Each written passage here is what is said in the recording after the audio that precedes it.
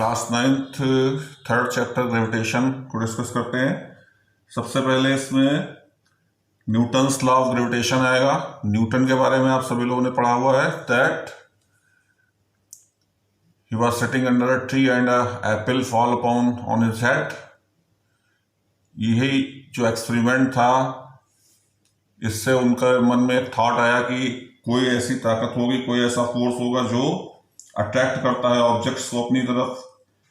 फिर इस घटना के बाद उन्होंने क्या किया, कुछ और एक्सपेरिमेंट्स भी किए related to the motion of the moon around the earth और सिलेस्टियल बॉडीज की स्टडी की। और तब उन्होंने ये कंक्लूजन निकाला कि यूनिवर्स में जो कोई दो ऑब्जेक्ट्स हैं वो अट्रैक्ट करती हैं एक दूसरे को, और इसी के बेस पे फिर उन्होंने अपना न्यूटन्स लॉ ऑफ ग्रेविटेशन दिया। तो न्यूटन्स लॉ ऑफ ग्रेविटेशन जो है आपका, ये सबसे स्टार्टिंग का टॉपिक है इसमें।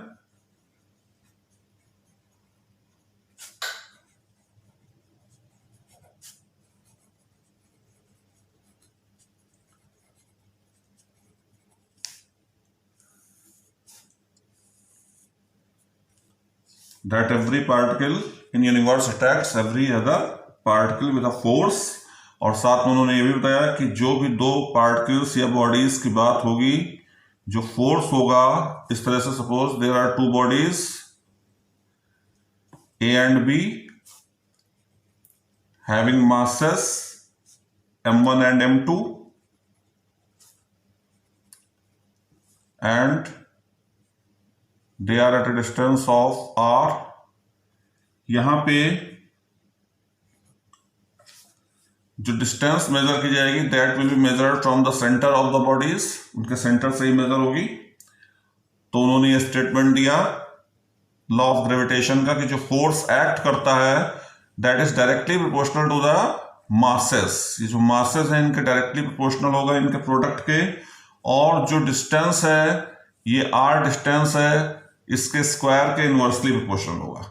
और इन्हीं रिजल्ट्स को उन्होंने कंबाइन किया which took form in the Newton's law of gravitation. तो यहां पे जिसका स्टेटमेंट होगा वो भी हमको याद रखना होगा, every particle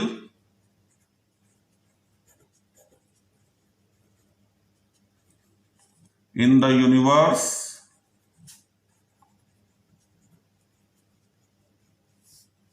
attracts every other particle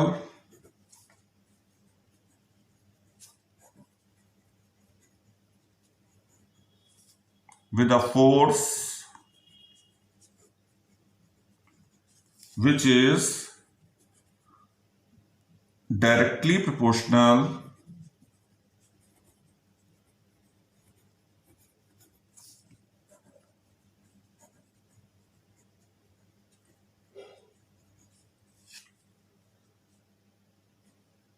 to the product of their masses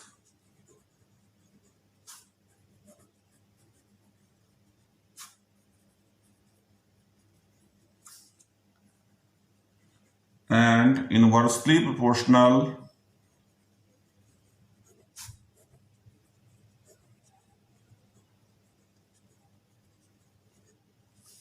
to the square of distance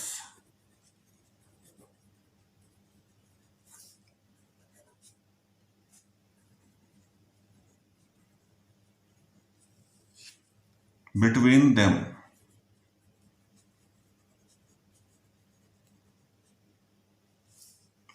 और दूसरी बात, जो इस फोर्स की डायरेक्शन होगी that will B along the line joining the two particles.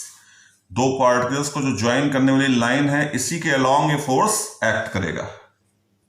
F the direction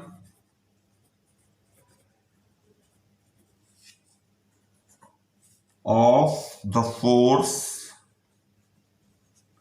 is along the line joining the two particles।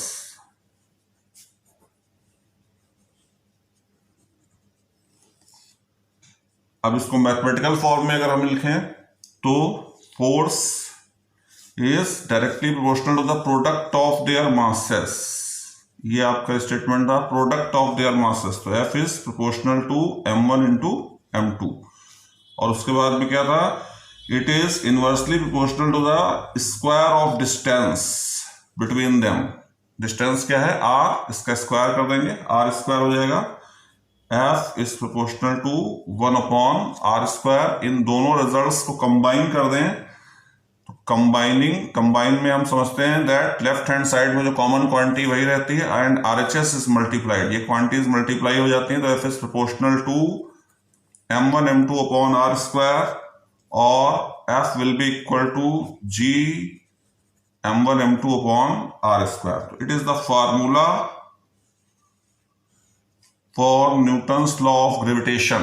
अब यहां पे जो कैपिटल G है, this capital G is known as universal constant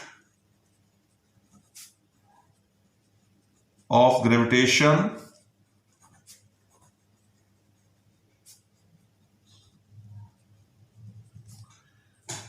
दूसरा एक चीज और भी है कि this law is also known as the inverse square law, क्योंकि यहां पे जो फोर्स है वो इनवर्सली प्रोपोर्शनल होता है स्क्वायर ऑफ डिस्टेंस के, तो that is why this law is also known as inverse square law.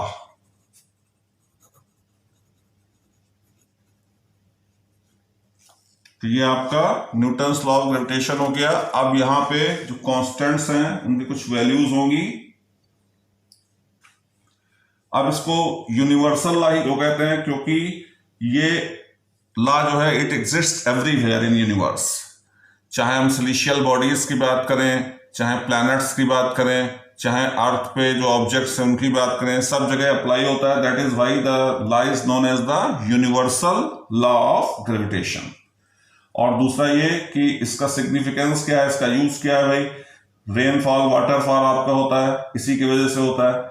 और सोलर सिस्टम का जो आपका एग्जिस्टेंस है, that existence is on the basis of the Newton's law, वो भी इसी न्यूटन्स लॉ के बेस पे है।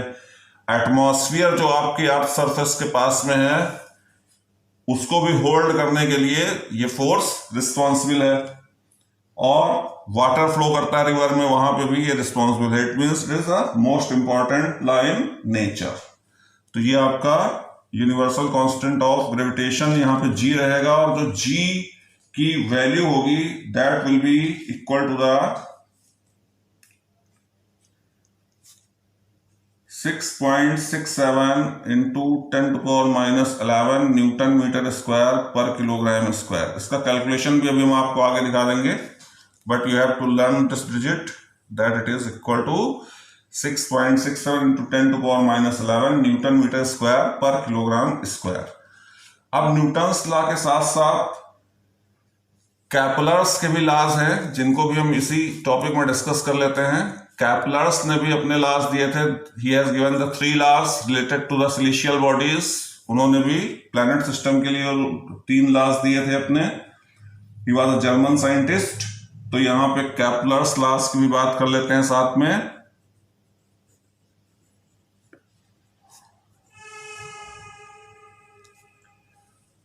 कैपलर्स का जो फर्स्ट लॉ था, it is known as the law of orbits.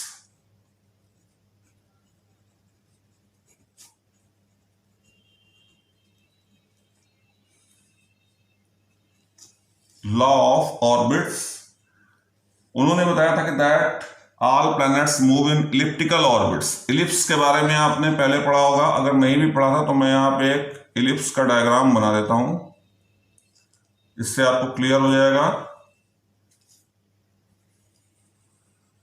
इस तरह से लाइक दिस शेप इलिप्स का डायग्राम होता है, और इलिप्स के डायग्राम में कुछ और चीजें भी समझने वाली होती हैं। That it is known as the major axis. ये पूरी जो है यहां से यहां तक it is the major axis. इस मेजर एक्सिस को हम a डैश कह सकते हैं। इसी तरह से ये y एक्सिस की तरफ होगी, that will be the minor axis. It is the minor axis and a dash is the major axis. और उसका जब हाफ कर देंगे that will be the semi major axis. अगर ये इतनी लेते हैं तो that is the semi major axis. तो उनका जो लास्ट है वो उसमें आपको इसकी जरूरत पड़ेगी। तो सबसे पहला लॉ उन्होंने ऑर्बिट्स का ही दिया था कि all planets move in elliptical orbits. सारे प्लैनेट्स जो है वो इलिप्टिकल ऑर्बिट्स में, जैसे कि आपने सोलर सिस्टम देखा होगा तो वहां पर सारे प्लैनेट्स का जो शेप होता है प्रीवियस क्लासेस में वो इलिप्टिकल ऑर्बिट में ही होता है। तो all the planets move in elliptical orbits with the sun at one is focus. यहाँ दो फोकस होते हैं इसके। Ellipse has always two focuses. तो उन दो फोकसेस में इसको हम एस डैश से रिप्रेजेंट कर सकते हैं। सन की पोजीशन हम इन्हीं फोकस पे लेते हैं, या तो हम सन को एस पे एज्यूम करें या तो हम सन को एस डैश पे एज्यूम करें। तो और बाकी प्लेनेट क्या है, suppose it is a planet, ये मूव कर रहा है, अगला प्लेनेट अगली क्लास में रोटेट करेगा। तो यहाँ पे इसी तरह से कई सारी इलिप्टिकल क्लासेस बनती चली जाएंगी इसके बाद। तो पहला लॉ जो उन्होंने बताया था that was the law of orbits, और वो ये था that all planets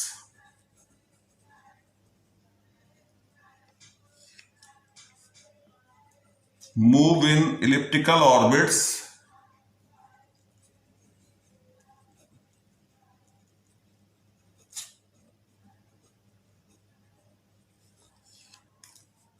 with the sun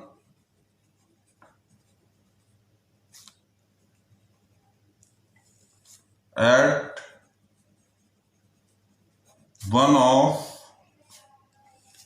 the focal point या फोकस जो भी कह लें, one of the focal points इसलिए कहा गया क्योंकि there are two focal points, दो फोकस होते हैं, किसी एक जगह हम सन को एज्यूम कर सकते हैं। तो it is your son and it is the position of your planet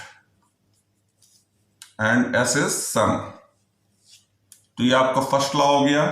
फिर सेकेंड लॉ उन्होंने एरियल वेलोसिटी को लेके कहा था कि कोई भी प्लैनेट किसी इक्वल इंटरवल में इक्वल एरिया कवर करेगा। तो जो सेकेंड लॉ है आपका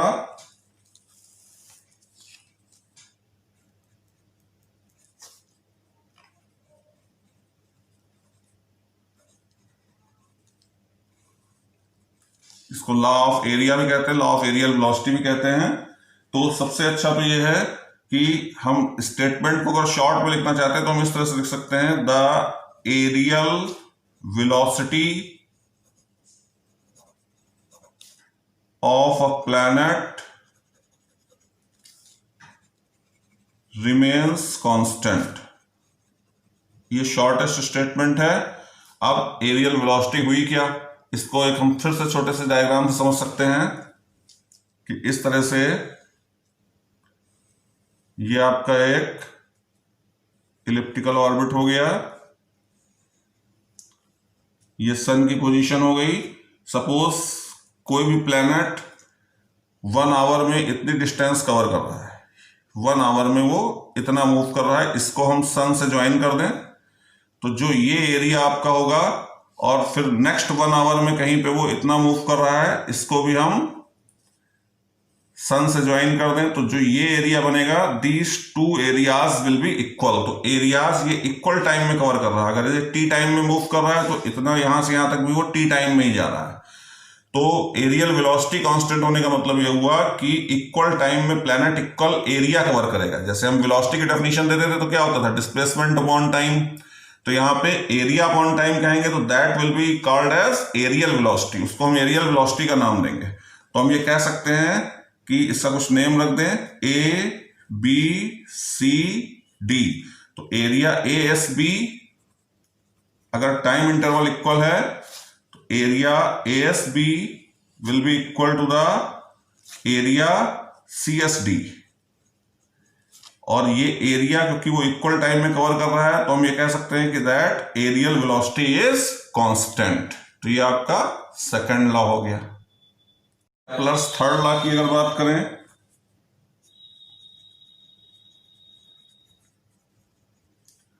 third law is law of periods या लॉ ऑफ टाइम पीरियड कह सकते हैं।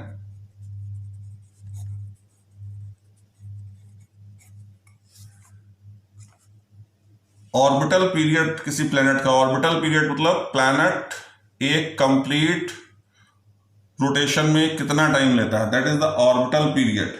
तो किसी भी प्लैनेट का जो ऑर्बिटल पीरियड होगा that will be proportional to the cube of semi major axis of elliptical axis. यानी जो हमने अभी पीछे डायग्राम में बताया था, फिर से डायग्राम देख लेते हैं समझने के लिए। ये आपका इलिप्टिकल ऑर्बिट हो गया, ये सेमी मेजर एक्सिस हो गई, ये सन की पोजीशन हो गई।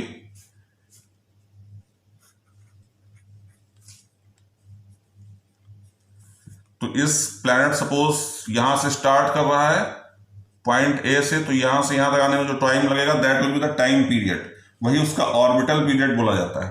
तो ऑर्बिटल पीरियड अगर इसका कैपिटल टी हम ले लें तो ऑर्बिटल पीरियड का स्क्वायर जो होता है वो इस सेमी मेजर एक्सिस जो डिस्टेंस है इसके क्यूब के इक्वल होगा। ये थर्ड लॉ है आपका, the square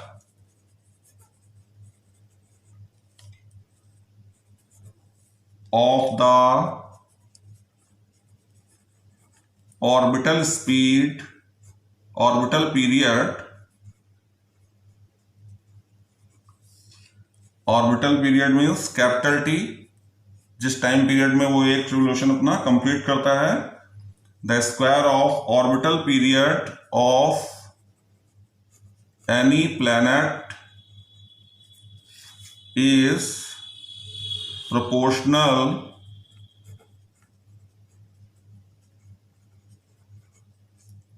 to the cube of the semi major axis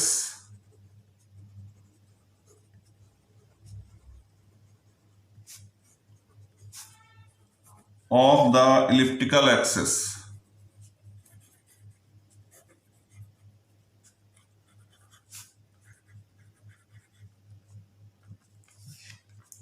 यानी कि यहां पे T square is proportional to R cube हो जाएगा, और we can write it T square is equal to K R cube where K is a constant. तो ये आपका थर्ड लॉ हो गया। तो केपलर्स के 3 लॉज थे जो आपको पता होने चाहिए। अब आते हैं यूनिट ऑफ ग्रेविटेशनल कांस्टेंट जो भी हमने पढ़ी थी। यूनिट ऑफ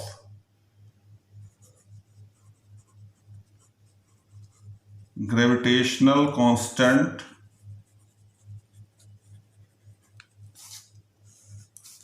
इसके लिए हमें उसी फॉर्मूले का यूज करना है जो न्यूटन्स लॉ में हमने पढ़ा था अभी, F is equal to G m1 m2 upon R square. अब अगर आपको g कैलकुलेट करना है तो आप क्या करेंगे, क्रॉस मल्टीप्लाई करेंगे, g is equal to F R square upon m1 m2। अब आपको g की यूनिट कैलकुलेट करने के लिए इनकी यूनिट्स रख देनी होंगी। यहाँ पे फोर्स की यूनिट क्या होती है, SI यूनिट न्यूटन, सभी आपकी पड़ी हुई हैं। डिस्टेंस के लिए मीटर आएगा और ये किलोग्राम स्क्वायर हो जाएगा, दोनों मासेस हैं किलोग्राम में। तो इस तरह से इसकी यूनिट आपकी आ जाएगी Newton metre square per kilogram square. तो it is the SI unit of gravitational constant, इसको भी आपको याद रखना है। अब आते हैं वैल्यू ऑफ ग्रेविटेशनल कांस्टेंट की।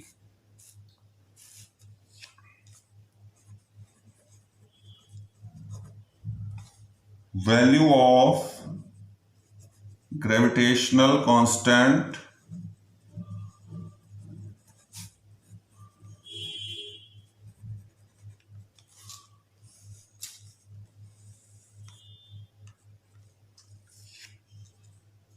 यहां पे भी अगर आपको वैल्यू कैलकुलेट करनी है, इसको डिफाइन भी करना है साथ ही में, तो उसी डेफिनेशन का सहारा लेना होगा। F is equal to G m1 m2 upon R square, not g will be equal to F R square upon m1 m2। Now to define it, we have to assume the masses as unit masses. m1 m2 को हम 1 ले लें, let m1 is equal to m2 is equal to 1 unit. Similarly, जो distance between the masses या particles थी, that is also 1 unit. तो in that case ये सभी 1 हो जाएंगे and g will be equal to f. तो यहां से हम इसकी definition भी दे सकते हैं।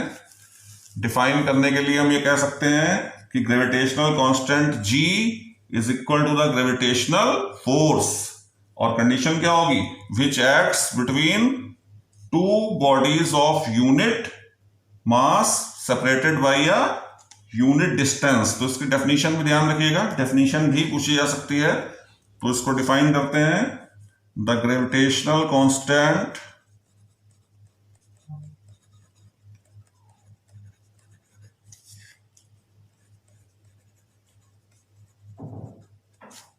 G is equal to the gravitational force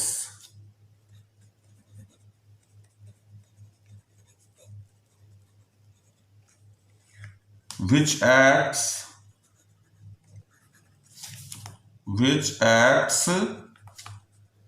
between two bodies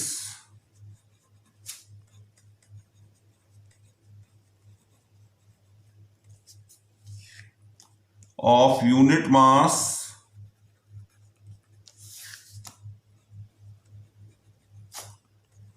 each separated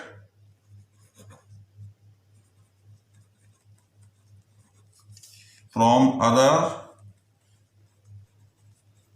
by a unit distance।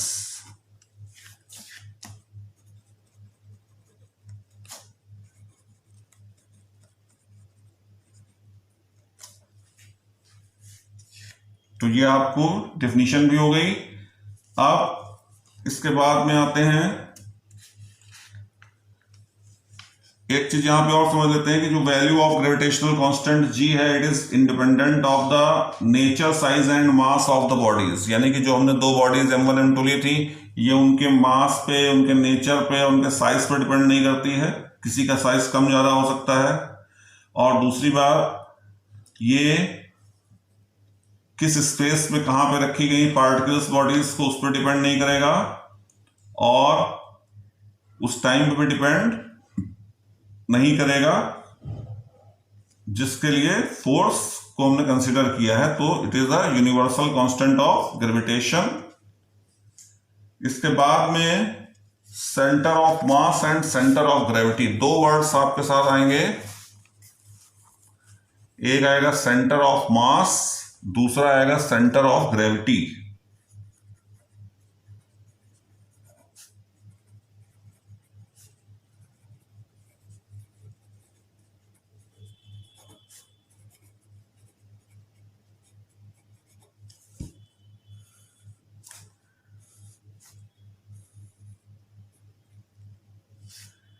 Centre of मास को अगर हम डिफाइन करें तो वो एक ऐसा पॉइंट होता है जहां पे किसी भी बॉडी का पूरा मास हम सपोज कर सकते हैं कि वो कंसंट्रेट है। सपोज किया जाता है, जैसे कि हमारे पास एक ये साइज में बॉडी है, it is a cubical shape. अब कोई हमसे कहता है कि भाई इसका सेंटर ऑफ मास कहां पे होगा, तो हम करेंगे क्या, इसके जो डायगोनल्स हैं उनको ज्वाइन कर देंगे, वो डायगोनल्स जहां पे भी इंटरसेक्ट करेंगे, तो इस बॉडी के अंदर इसका सेंटर ऑफ मास उस पॉइंट पे हम सपोज कर सकते हैं। तो ये हमेशा सपोज किया जाता है उस पॉइंट पे। और सेंटर ऑफ मास आपका हो गया, और फिर सेंटर ऑफ ग्रेविटी की बात आती है। तो सेंटर ऑफ ग्रेविटी पे वो होता है जहां पे सारी इन जितने भी पार्टिकल से मिलकर बॉडी बनी हुई है, हर पार्टिकल अगर हम इस तरह से पकड़े हो तो हर पार्टिकल पे क्या होगा, फोर्स ऑफ ग्रेविटी लग रहा होगा। तो उन सारे फोर्सेस का रिजल्टेंट मतलब उन सारे फोर्सेस को हम सम अप कर लेंगे, जिस पॉइंट पे वो एक्ट करेगा that will be the centre of gravity. तो ग्रेविटी वर्ड जहां आ जाएगा वहां फोर्स से वो कनेक्ट हो जाएगा, और जहां पे सेंटर ऑफ मास रहेगा वहां पे उस पूरे बॉडी के जो कॉन्स्टिट्यूएंट पार्टिकल्स है जिससे मिलकर बॉडी बनी है, वो मास वहां पे सपोज्ड किया जाएगा। ठीक है, ये डिफरेंस होता है, और इसका डिफरेंस भी शॉर्ट क्वेश्चन में आ सकता है एग्जाम में। तो सेंटर ऑफ मास आपका क्या है, the point in a body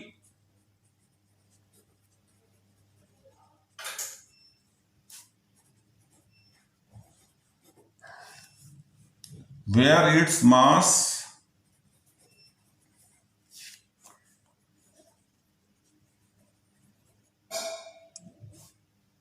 is assumed to be concentrated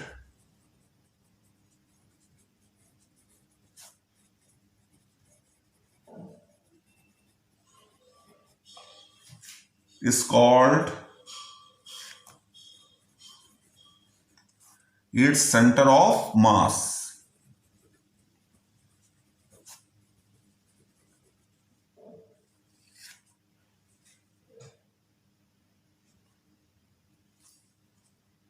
अब इसमें अलग अलग ऑब्जेक्ट्स हैं, जैसे कि मान लीजिए वी हैव ए स्केल, एक रेक्टेंगुलर स्केल हमारे पास है। ये रेक्टेंगल का शेप है, कोई कहता है भाई सेंटर ऑफ मास कहाँ होगा, हम इसके डायगोनल्स को ज्वाइन कर देंगे, तो इस पॉइंट पे सेंटर ऑफ मास हम एज्यूम कर सकते हैं। इसी तरह से different size shape and size होंगे। अगर कोई ट्रायंगुलर शेप है तो इसकी मीडियंस जहां पर इंटरसेक्ट कर रही हैं, this point will be the centre of मास। तो इस तरह से अलग अलग केसेस में हम ये देख सकते हैं कि सेंटर ऑफ मास वो पॉइंट होगा जहां पे उस बॉडी का टोटल मास हम एज्यूम करेंगे कि वो पूरी बॉडी का मास उस पॉइंट पे है। या दूसरा हम ये भी कह सकते हैं कि सेंटर ऑफ मास अगर कोई पॉइंट है तो सेंटर ऑफ मास पे उस बॉडी के इक्वल फोर्स अप्लाई करके अपोजिट डायरेक्शन में हम उसको बैलेंस में रख सकते हैं, तो वो पॉइंट वही जगह पे होगा। जनरली अलग अलग केसेस में यहाँ डायगोनल्स का कट पॉइंट होगा, और इसी तरह से सर्कुलर अगर ऑब्जेक्ट है, सर्कुलर है, तो वो सेंटर पे होगा उसके। और कुछ ऑब्जेक्ट्स में डिफरेंट भी होता है, लेकिन अभी इतनी डिटेल में जाने की जरूरत नहीं है, अलग अलग बॉडीज का अलग अलग होगा, ठीक है ना। फिर दूसरा सेंटर ऑफ ग्रेविटी की बात करते हैं। सेंटर ऑफ ग्रेविटी क्या हो जाएगा, a point in any body at which the force of gravity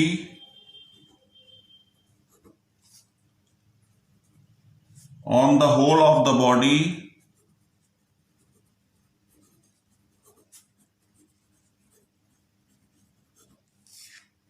can be assumed to act। तो फोर्स की बात आ गई, can be assumed to act is called its center of gravity।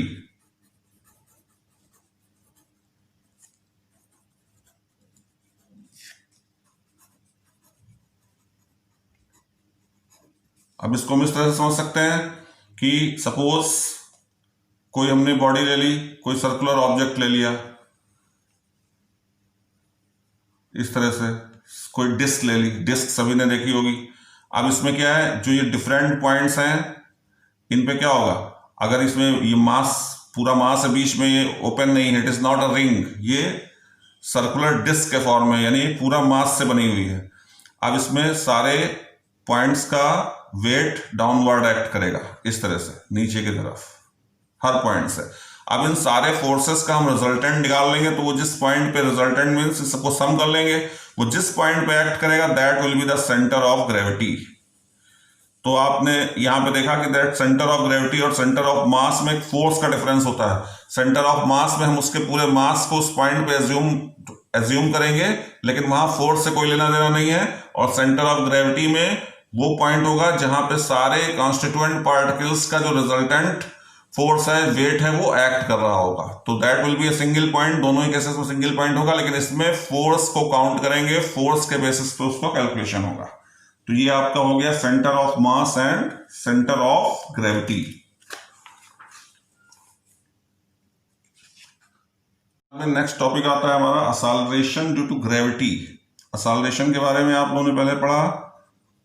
असैलरेशन due to gravity,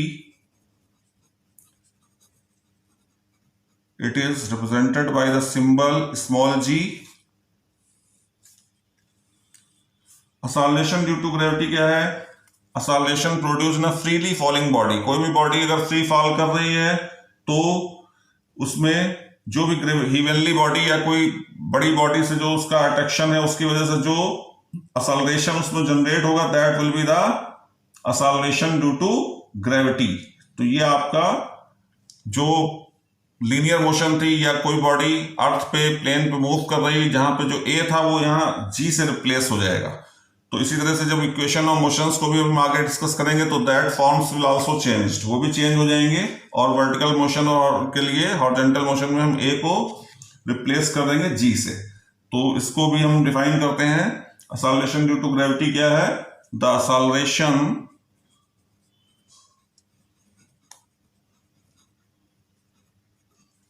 produced in a freely falling body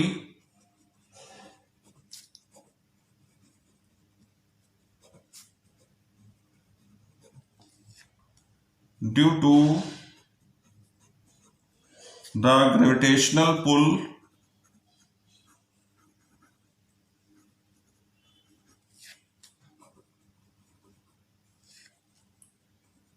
of a heavenly body। heavenly body में यहां हम अर्थ का ही sense ले रहे हैं। heavenly body is called acceleration due to gravity।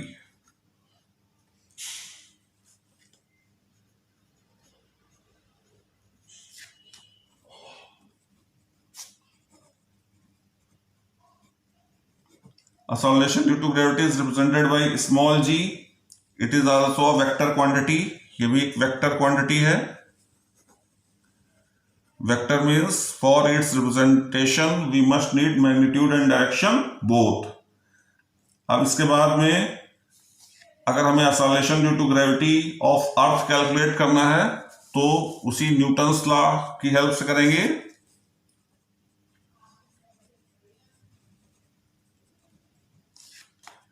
Acceleration due to gravity of the earth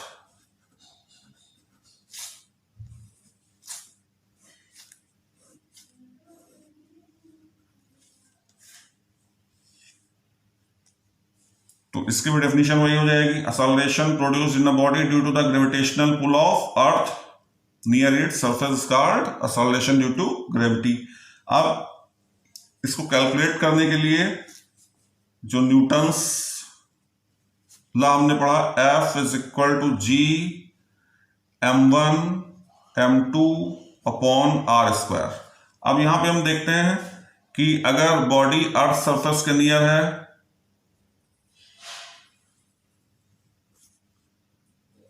इस तरह से आपका अर्थ सरफेस है, अगर अर्थ सरफेस के नियर है, सपोज यहां पे कोई बॉडी है या अर्थ सरफेस पे ही वो बॉडी है m, तो इसमें जो फार्मूला आपका आएगा, अर्थ के मास को अब हम कैपिटल M से रिप्रेजेंट किया करेंगे और जो अर्थ की रेडियस है that will be represented by capital R। तो in case of the distance R अब हम कैपिटल R को करेंगे जब अर्थ का केस आया करेगा। तो F is equal to G capital M small m upon capital R square.